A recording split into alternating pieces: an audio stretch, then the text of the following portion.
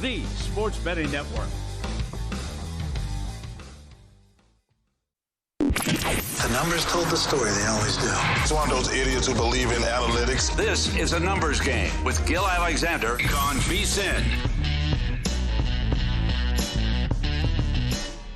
It is a numbers game on this Monday. Mark Malusis with you in for Gil Alexander and Kelly. Both of them are vacationing. Wyatt doing a tremendous job today. We got you for the next 2 hours. Wyatt producing and got a great show on tap for you. Over the course of the next 2 hours, get you set up for all the Monday action. We'll go through the NFL division wins market, betting preview of tonight's MLB slate. Paul Sporer will join us. Sia Najad will join us a little bit later on in the program. Talk a little Penn State Nittany Lion football.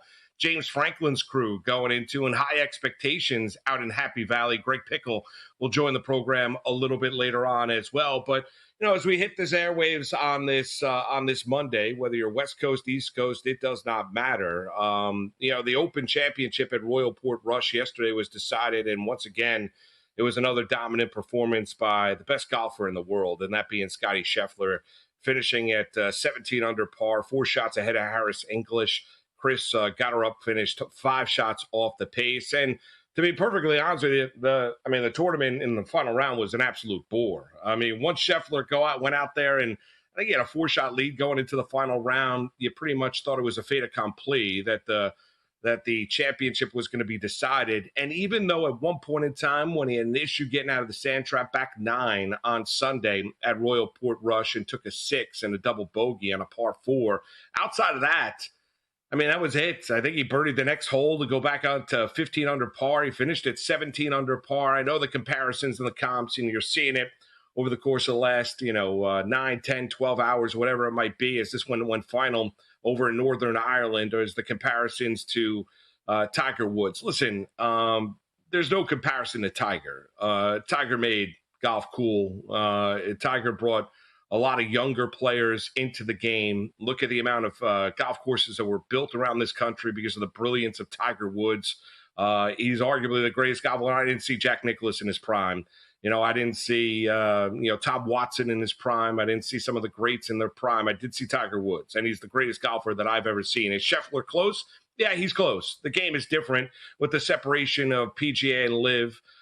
There's no doubt about it. That does not come into the course of the conversation because a number of the LIV golfers obviously are partaking in the 4th major. And the next big tournament outside of the FedEx Cup is going to be the Ryder Cup, which is going to be out at Bethpage Black in beautiful Long Island. And that is going to be some scene as America takes on Europe and that is going to be a rowdy scene at Bethpage Black. But Scheffler was brilliant and finishes at 17 under par. And when you look at the markets, I mean, there's just the utmost confidence. It's weird when you look at the golfing markets, and the 3M Open is coming up this week, and I'll give you a pick a little bit later on in the program of somebody that I like, a Canadian that played well a year ago in the 3M Open and has played well this year. Missed the cut at the Open Championship at Royal Port Rush, but I've got a pick coming up in a little bit.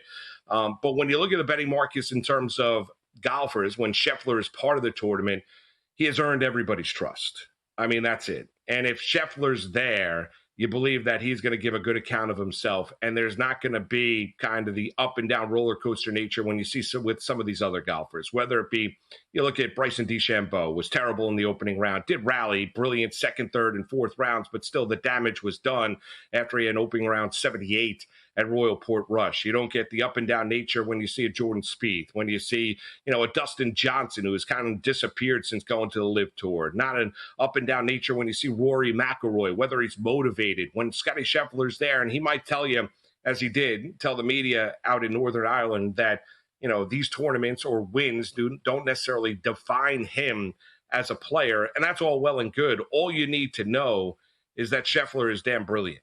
And he is the best golfer in the world and put on an absolute display. And you look at what he has done in majors this year, 4th in the Masters, 1st in the PGA, 7th in the U.S. Open, and then won the Open Championship at Royal Port Rush yesterday. So he wins 2 majors here in 2025.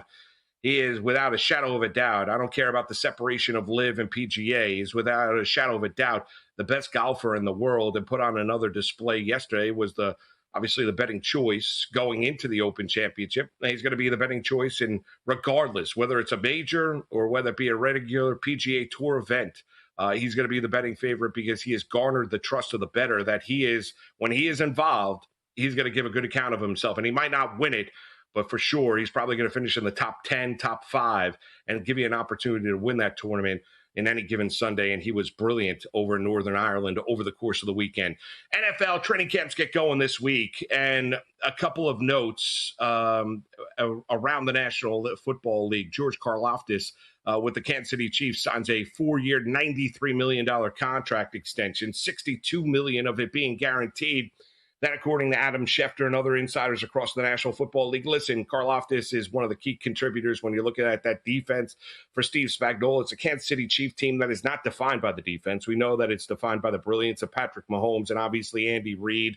You have concerns about, maybe the weaponry, the wide receivers, even though Mahomes is talking about the fact that Kansas City is going to air it out once again. The Chiefs, we know, got boat raced in the Super Bowl last February by the Philadelphia Eagles. But you want to talk about an inherent trust. Well, the inherent trust is in Kansas City. If you're looking at the AFC, and Karlaftis is now signed to a contract extension, 4 years, $93 million.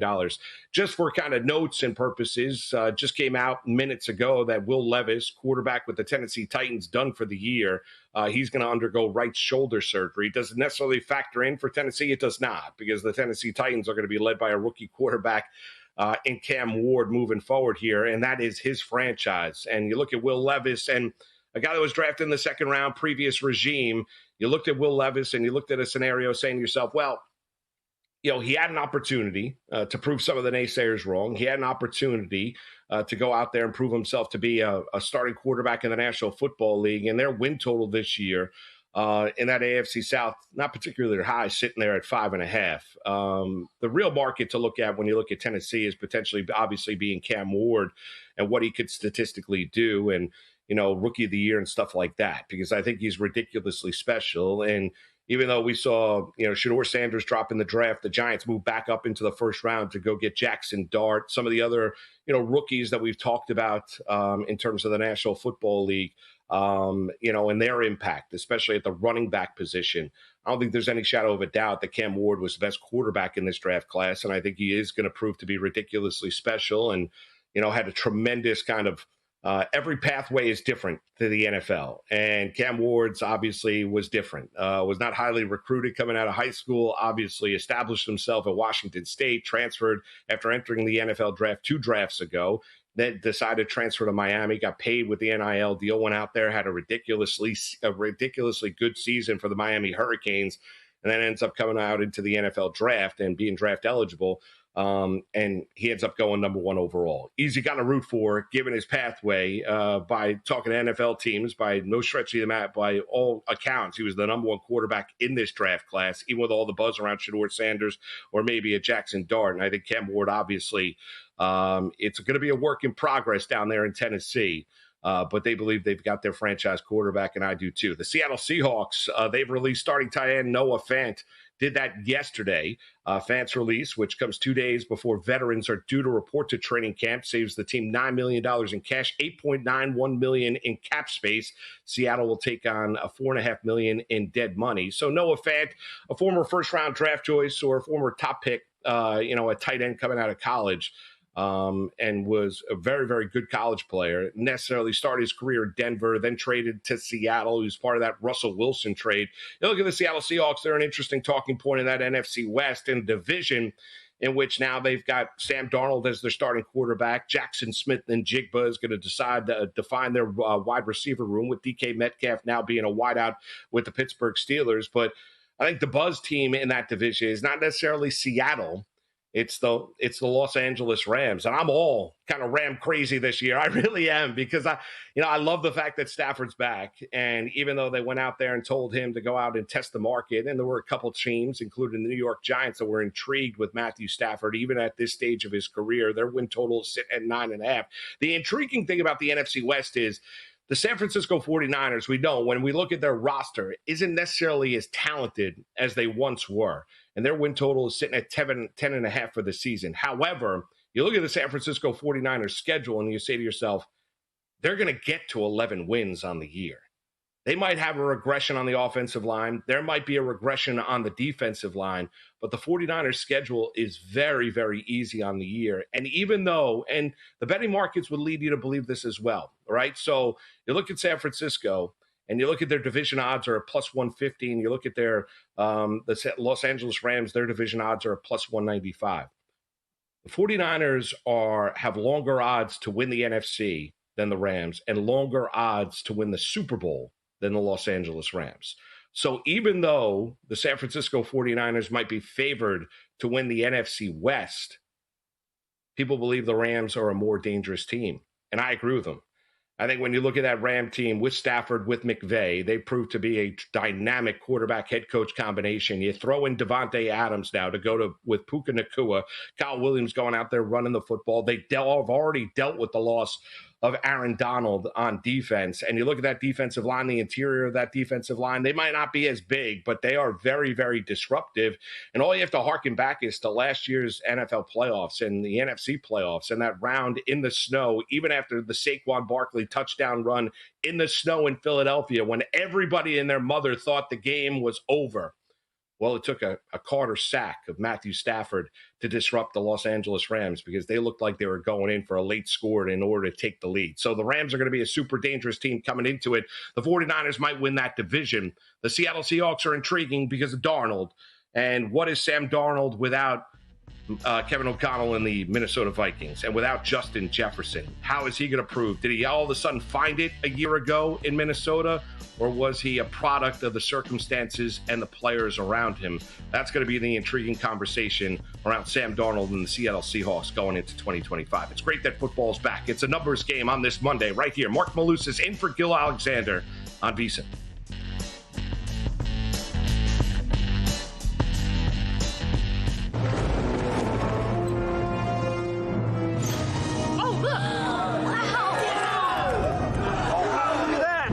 What's the guarantee? Eric? Mike, time to make history. Players at Circa Million make 5 picks against the spread each week with quarterly and full season payouts. Circa Survivor entries choose one team each week with no point spread. The last one standing wins it all. We have $21 million on the line. Are you in? Visit circasports.com for details. So, Paulie, have you had a chance to read the VSiN Daily yet? Yeah. Came in at 3 a.m. What's Bill doing up that late? Well, rumor has it, it starts off with a 12-hour meditation session. Then he just pours himself over film and live TV, really focusing and taking it all in. Bill's in with the biggest insiders, talking trade secrets, strategies, the whole nine, absorbing the info. And then and only then can the writing process begin.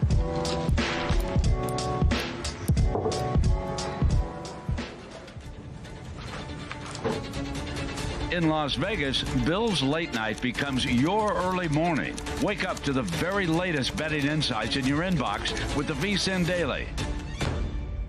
Sign up for free at vsin.com/newsletter. On the next Follow the Money, Mitch Moss and Paulie Howard make their glorious return. The guys will recap the Open Championship and how this sets up for the FedEx playoffs. The question is, did Scotty pull it off? They'll also recap a full weekend of baseball and have their thoughts on the second half of the MLB season, plus more futures in the National Football League. It's all happening starting at 4 p.m. Eastern, 1 p.m. Pacific, right here on VSiN, the Sports Betting Network.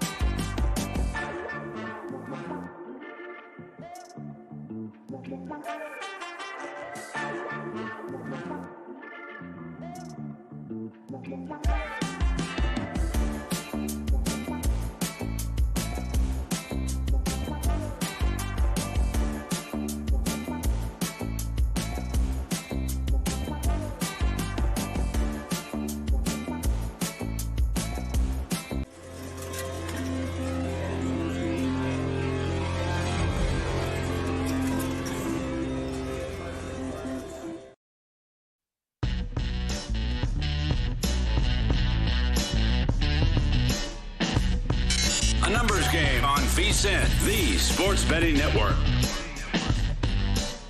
It is a numbers game on this Monday. Mark Malusis with you in for the vacationing Gil Alexander. The VSiN NFL betting guide is out right now, and our all-new college football betting guide drops August the 5th. Want full access to both? Sign up for the football special and get everything VSiN Pro has to offer across all sports from now through the Super Bowl for just $175. The limited time offer includes a daily best bets email from our experts hosting guests, real-time betting splits from DraftKings and Circa, live and on-demand shows via the VSiN Watch app, plus full access to VSiN.com's analytics tools and pro systems. But don't wait. The early bird pricing expires end of this month.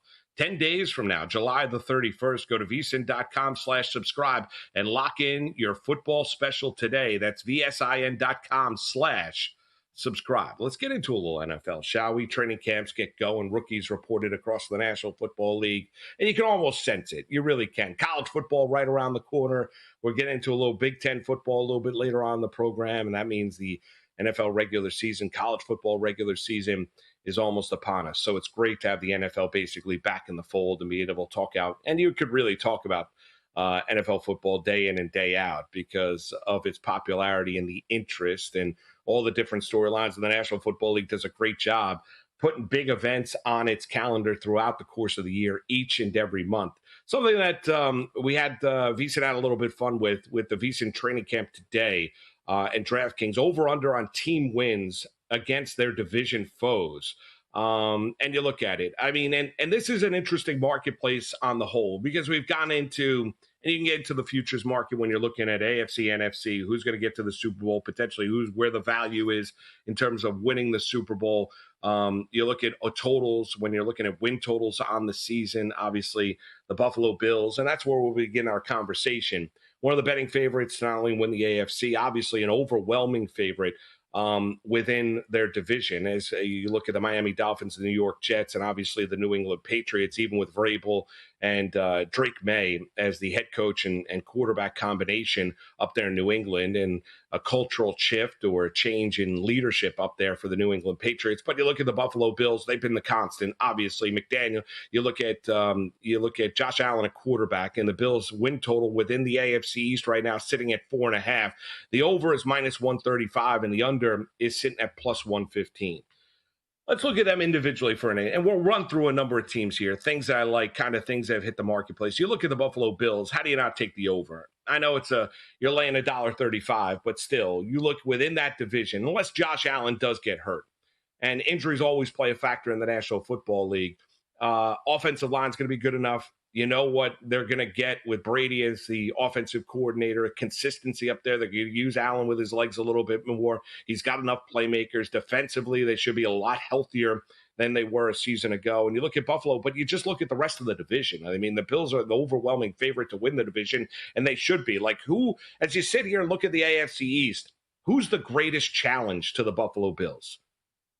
Maybe it's the Patriots, who I think had a good offseason. Like, I look at New England, I think they had a good offseason. I like what they did in free agency. I like what they did in the NFL draft. I'm a big Vrabel guy based on the job that he did down in Tennessee. I like Drake May, but you mean to tell me that all of a sudden year two with May, year one with Mike Vrabel, now all of a sudden New England Patriots are going to take this monumental step forward?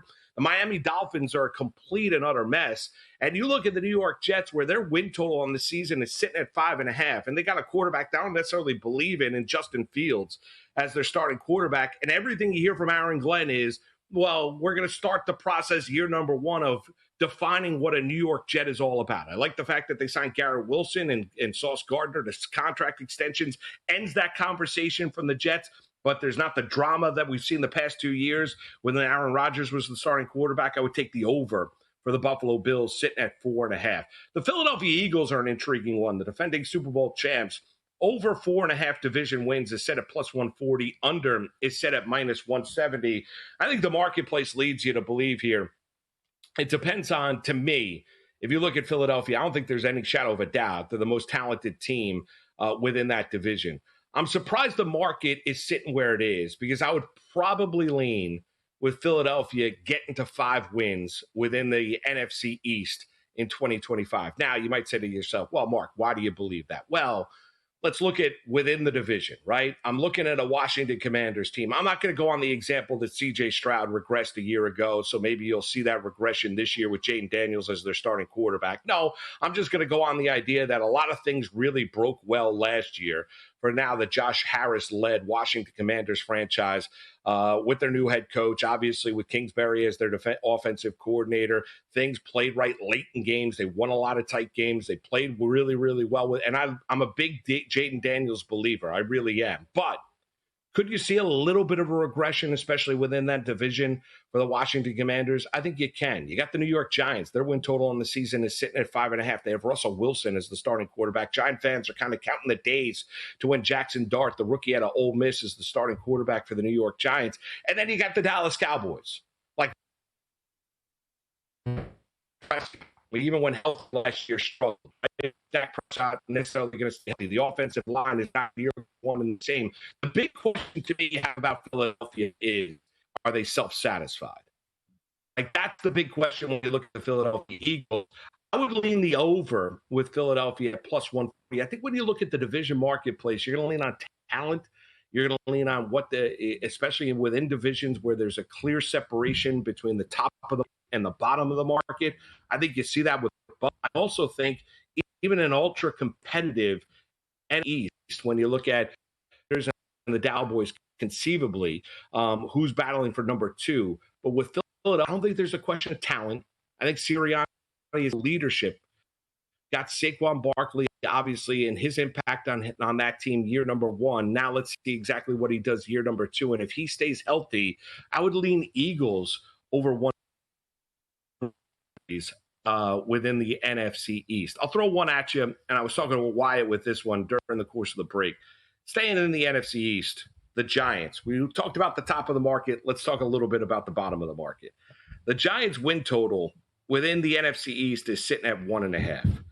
It's minus 160 to the over, plus 135 to the under. Now, someone's got to explain this to me, and I get there's a lot of people, a lot of smarter people than me, but if I look at the New York Giants in 2025 and the overall complexion, I think they're more talented this year. Clearly, you look at it, there's heat on Shane and Dable. How much heat? I think it's a little less than what the public perception believes it's going to be, and a lot less on the GM than it is the head coach. But they allowed the Giants the general manager allowed the head coach to go out there and pick the quarterback that he wanted. And I don't know if the Giants co-owner, John Mara, really has an appetite for making a big change following this season. I think he'd like to see it through if you really believe that Jackson Dart is a franchise quarterback in the National Football League and you move back into the first round, then why wouldn't you let those guys that believe in him, especially when you look at Daboll and his history with the Patriots, obviously Alabama and Nick Saban, and then you throw in the Buffalo Bills with Josh Allen, why wouldn't you let Brian Daboll go out there and see the process through? Because we all know quarterback's the most important position in the National Football League. That's why we talked about Cam Ward in the opening segment, taking over the Tennessee Titans with the Will Levis news, him being done for the year with the right shoulder injury. But with all that being said, the Giants are a better football team, but clearly they're the 4th best team within the division. And they face a very, very difficult schedule. Now, we're just looking within the division, the NFC East, right? So if you look within the division of the NFC East, are the Giants and their win total sitting at 1.5, and it's juiced to the over. Where are they getting those 2 victories? Could they get one? Could they go out there and maybe surprise Washington in the opener? Is that inconceivable? You go back 3 years ago, the Giants went on the road in Tennessee and stunned the Tennessee Titans. Brian Daboll, that was a year they went to the playoffs, beat the Minnesota Vikings and Kirk Cousins in the postseason. But, they start week 1 on the road down in Maryland against Washington, right? Then week 2, they're on the road in Dallas. Does anyone right now sit here and think that the Giants are getting either one of those victories?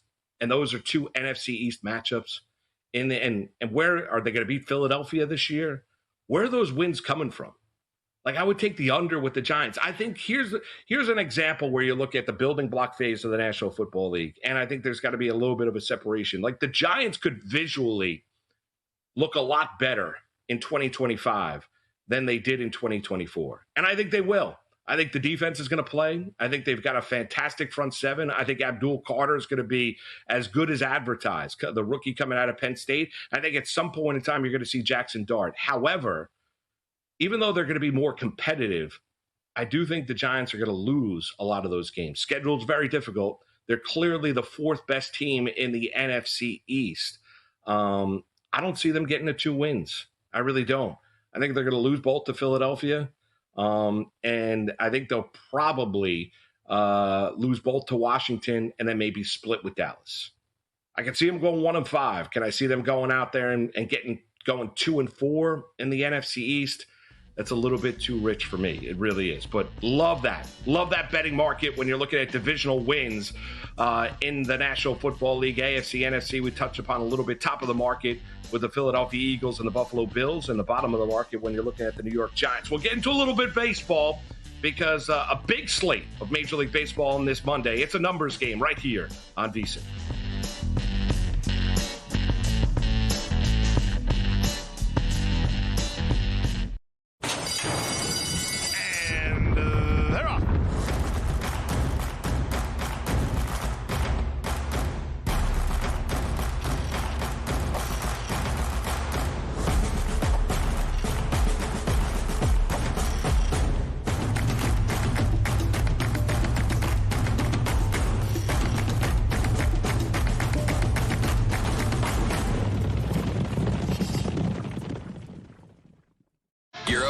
Season the sharp way with a VSiN Pro subscription. Right now, grab our football special for just $175. An early bird deal that gives you full VSiN access through the Super Bowl. That includes our NFL betting guide, loaded with team previews, power ratings, and season-long best bets. Plus, pro picks sent to your inbox daily, betting splits from DraftKings and Circa, live shows on the VSiN Watch app, and so much more. Don't wait. Sign up now at VSiN.com/subscribe and join us on the Sports Betting Network.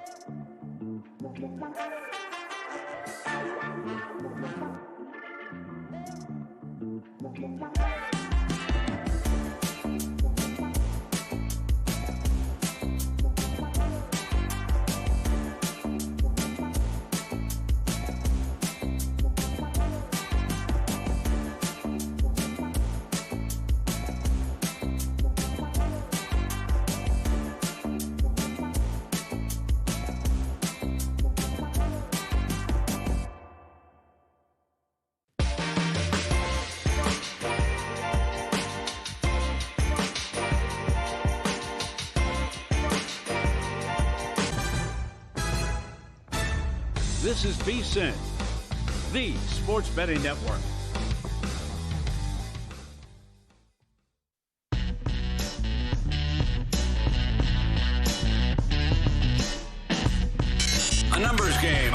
VSiN, the Sports Betting Network. It is a numbers game. Mark Malusis in for Gil Alexander. ProfitX is offering the best odds all baseball season long. ProfitX is a peer-to-peer sports exchange available in 40-plus states. The first of its kind in the United States. You'll be able to make your sports picks against other groups of fans rather than against sports books, which is fantastic. Exchanges guarantee you the best odds on average by 10 to 20%. You can even request your own odds. Download ProfitX today with code VSiN, VSiN, and earn up to $200 in profit cash over your first month. Major League Baseball returned over the course of the weekend from the MLB All-Star break. Every team in action on Friday nights, and all 30 teams. And a big slate when you're looking at Major League Baseball today, highlighted by a couple of matchups. Tigers and Pirates, Jack Flaherty and Paul Skeens on the mound. You look at Flaherty, 5-9 on the season, 4.65 ERA. Skeens, obviously the starter for the National League, last two All-Star games, 4.8 on the year. The Pirates are a terrible baseball team, 2.01 ERA.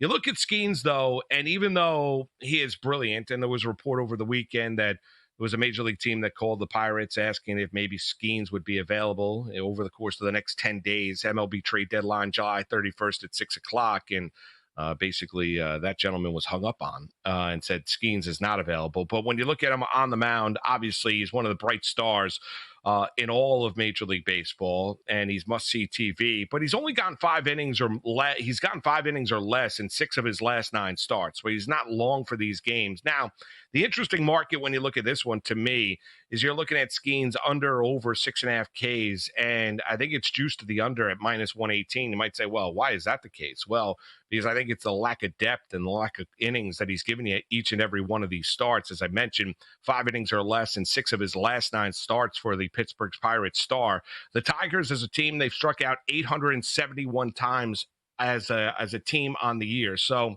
they are prone to the strikeout. But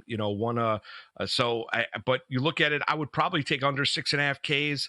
Skeens is great. We all know his brilliance. There's no doubt about it. The Pirates are not particularly good. Detroit, obviously, one of the teams and the betting favorite in the American League to get through the American League and get to the World Series. And they are the betting favorite to win the Fall Classic from an AL perspective, the Dodgers from the National League perspective, because they are the national brand and the new evil empire that they are. But I would take under 6.5 Ks for Paul Skeens. So that's game number 1 to hit upon. Yankees and Jays up in Toronto. Carlos Rodon gets the ball for the New York Yankees. For the Toronto Blue Jays, who have a 3-game lead over the Yankees in the American League East, it's going to be Kevin Gausman. He's 6-7 on the season, 4.19 ERA. The last time these two teams met were in Toronto. The Jays swept a 4-game series for the first time in the history, I think, between the Yankees and Jays when they've had 4-game sets up in Toronto. That's what Toronto's been able to do. You know what's intriguing about the Jays? Very much, and it's not the fact that George Springer's got 16, 17 home runs on the season. He looks like he's rejuvenated once again, the former Houston Astros star. He's been fantastic.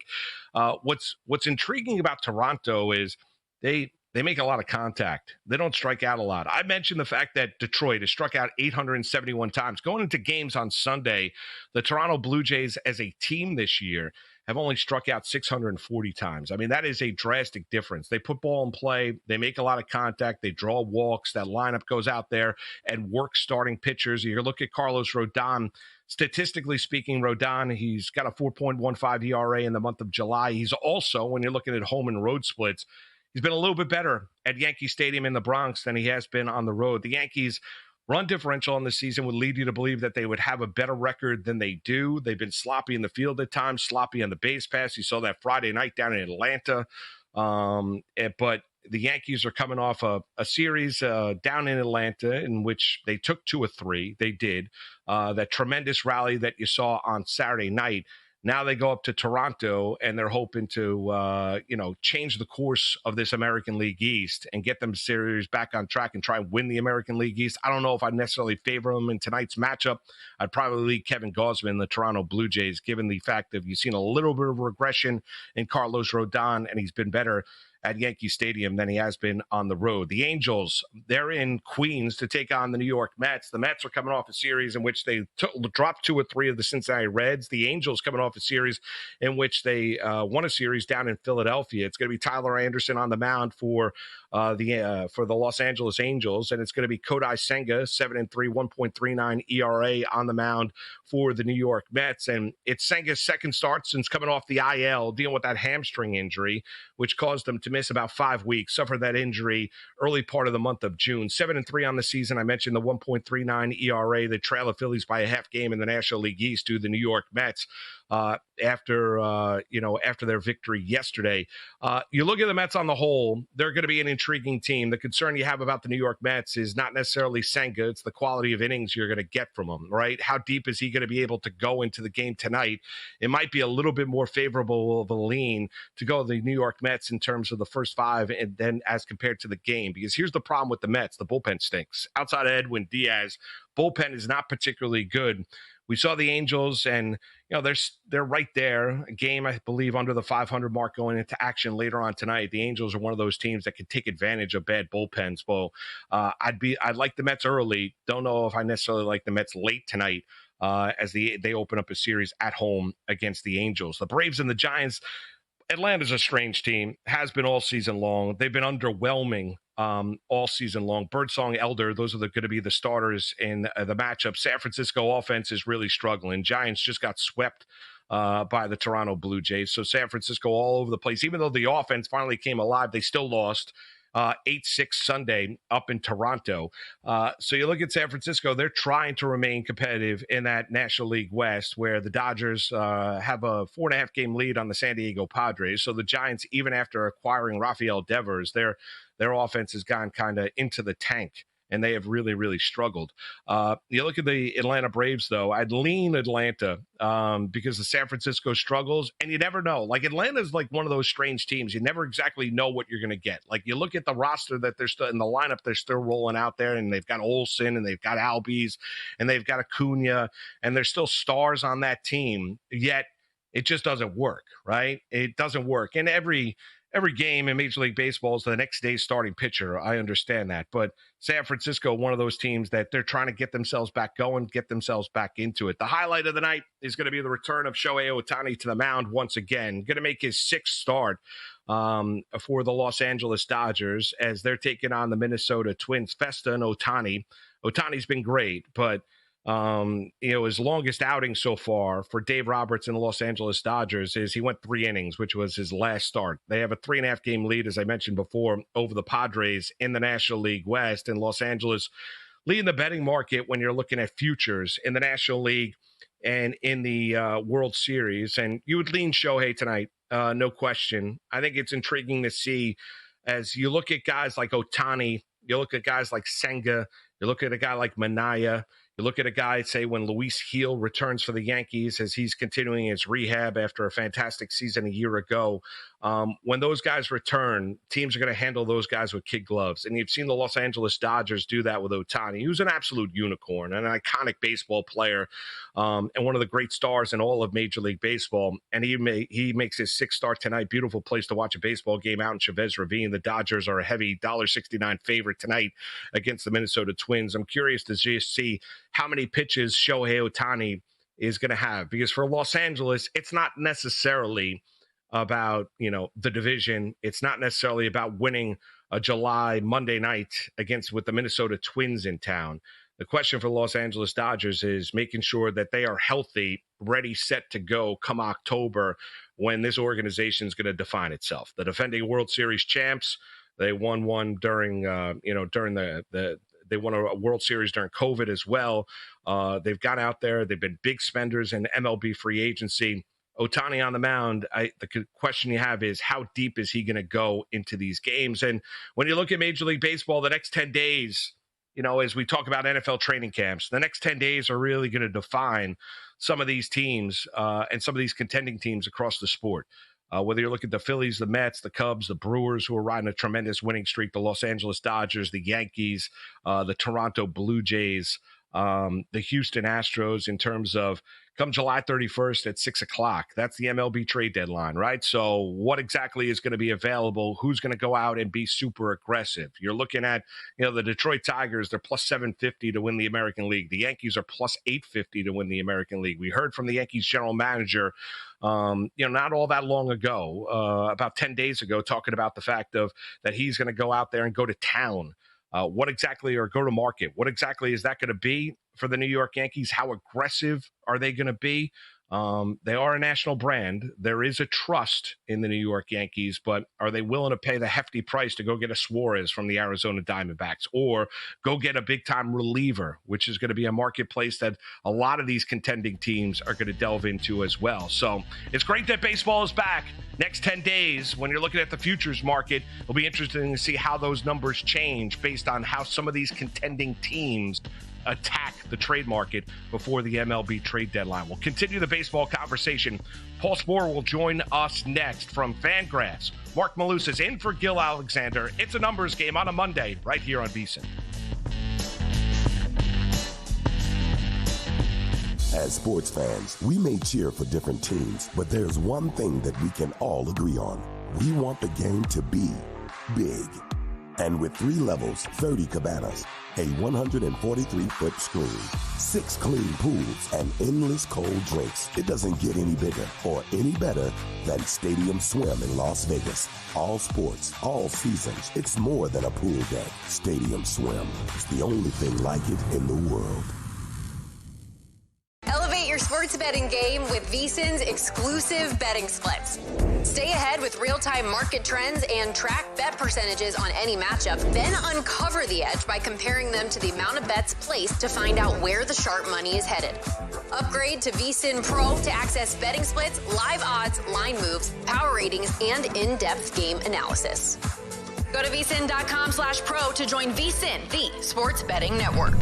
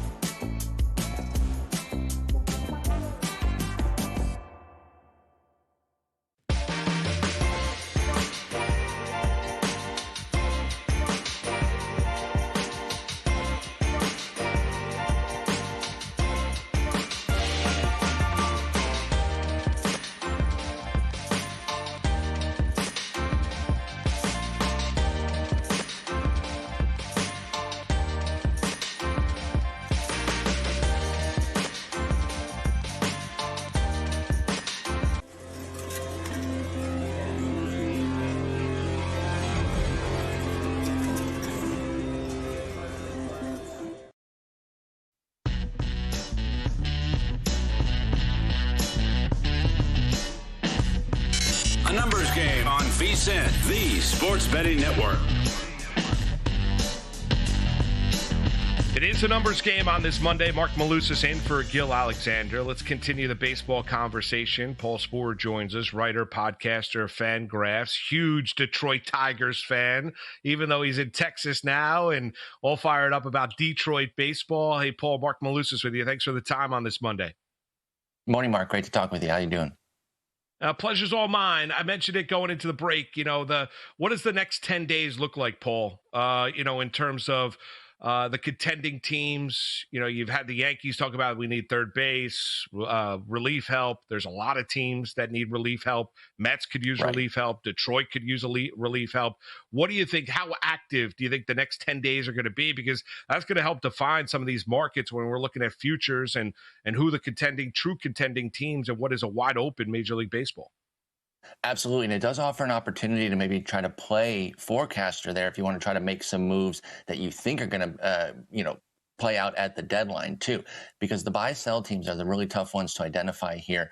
In this new wild card format where we've got the 3 wild cards, a lot of teams can convince themselves they're in it or a good week away. I think one of the teams that's most pivotal right now is Arizona.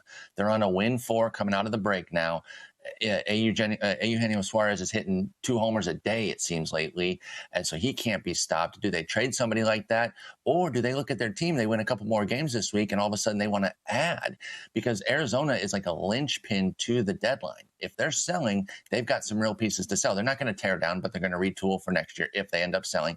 Or they end up buying, they take some of those players off the market, and now they're part of the buying teams. It's really difficult here because you do have so many teams in limbo to where these next 7 to 10 days play such a big role. A win streak or losing streak, one way or the other, is really going to determine some fates. And then you mentioned my beloved Tigers. Will their performance last year, Mark, cause some of these teams to not want to go too hard at selling, so that they can do the old, hey, we sold a few veteran pieces, but then we had this young team play really feisty down the stretch. And like the Royals, I could see being a team like that possibly. If they got healthy, maybe they sold a few old guys like Estevez or somebody else, and then boom, Reagans comes back, they take off, and then they're the Tigers of this year. So it puts a lot of teams in limbo, but the ones I'm really focused on are Arizona, St. Louis, Cincinnati to a degree. I think they're in it and they should be buying, but if they had like a 4-game losing streak, they'd be on the fringes. And then Texas, the Angels, and even the Guardians, right? They seem dead and buried, but they're 4.5 back. That's a big week away from kind of being in the mix. At the same time, they're kind of the Arizona of the AL, where if Cleveland is buying, which I don't think they would buy that hard, but if they are, they would mess up the market because they've got some pieces to really sell. So again, I think this next week is very, very pivotal on where the deadline could go. When you look at it, of those teams, Paul, that you just mentioned, the 5 you ran through, Texas, the Angels, Cleveland, Arizona, St. Louis. If I asked you one that you think buys, one that you think sells, where would you go? I'm going to stay firm on Arizona as a buyer. I've loved this team all year, so I want to put my bias on the table that I'm toward them. And I know they've been ravaged by injuries, which I think is a pretty good excuse for their shortcomings right now. I mean, they lost their ace with Burns. They've had offensive players in and out of the lineup. Right now, Gabby Moreno, their catcher's out for a while, although Adrian Del Castillo and Jose Herrera might be able to hold it down for them. But they have too much talent here. And even with some of the struggles of like Zach Gallen and Brandon Pfaadt, I think they have enough talent to stay in this mix. So I think Arizona should buy, and they could even do kind of a straddle the fence sort of thing. They could sell Suarez for pitching help for this year and then put rookie Jordan Lawler in at third base. So I think that they really have a lot of moves that they can do in Arizona. As far as the team that really should sell, I will go back to Cleveland. And I hinted at them maybe being on the fence.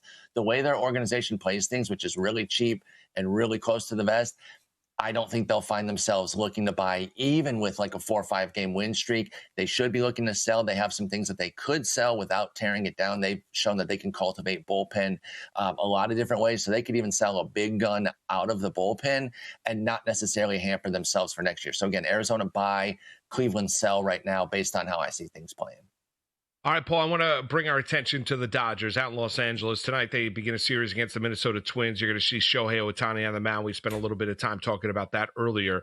What's your perspective on the Dodgers, though, overall, Paul? A 3.5 game lead over the Padres in the West. haven't played some of their best baseball, have dealt with a ton of injuries. There's no question about it.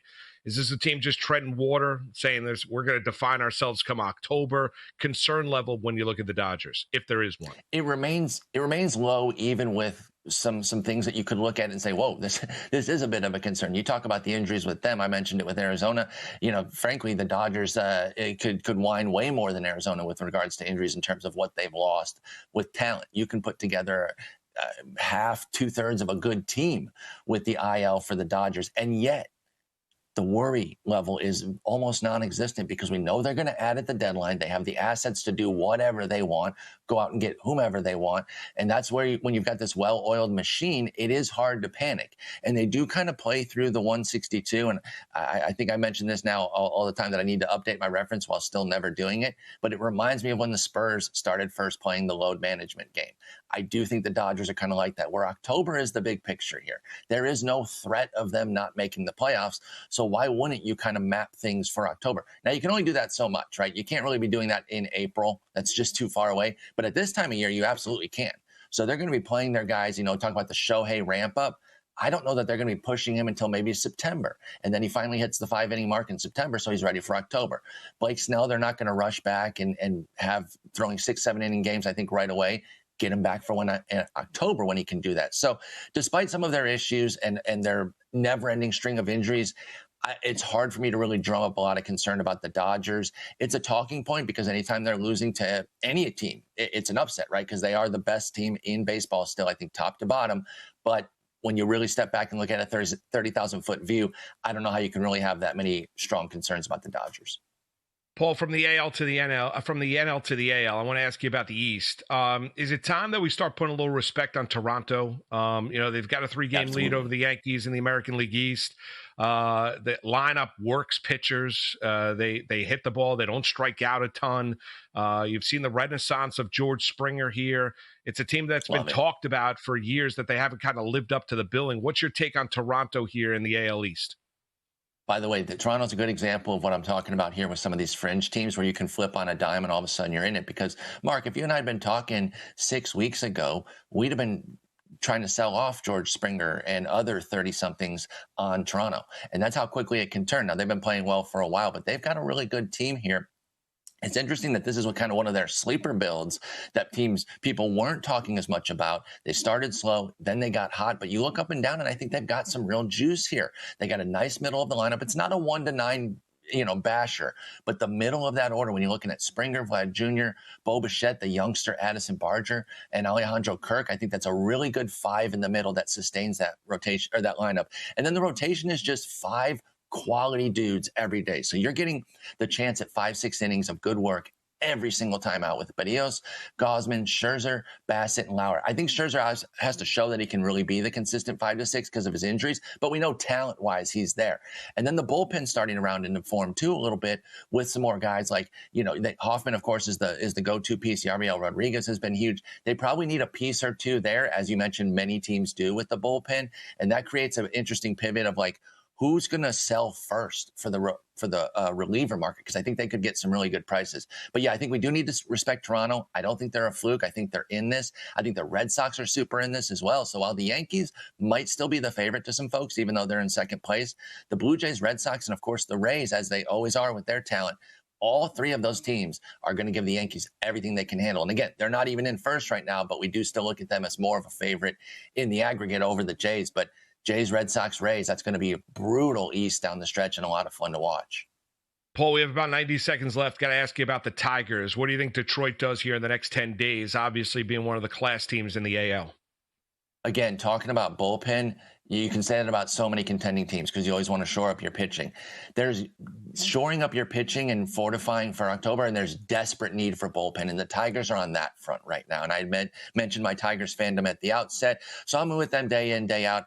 I might be too close to it, but I think even non-Tigers fans realize that, Mark, the Tigers bullpen right now couldn't strike either of us out. And that's really a problem. You need swing and miss in October to be successful. You cannot have the ball in play. The ball being in play is when trouble happens. They need to get 2 relievers, I think, at a minimum, then maybe shore up some bench pieces with the offense. But I think if they don't go hard at the pitching and relief pitching specifically, I'm going to be really disappointed in the Tigers. Paul Sporer from Fangraphs. Paul, good luck to your Tigers. Next 10 days is fantastic. It's gonna be great to see exactly what these teams do, who's available, what big moves, who's willing to put all their chips in the middle of the table. And Paul, thanks for spending some time with us here on this Monday. All right. Thanks, Mark. Take care.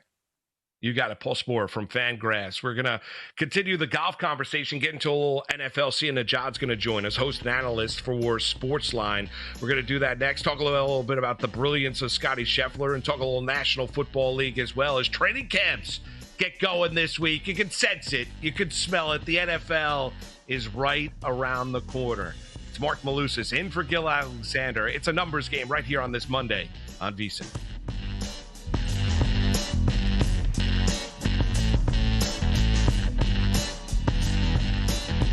Introducing the $500 trifecta. Use your GBank Visa signature credit card within 3 months of account opening and deposit $1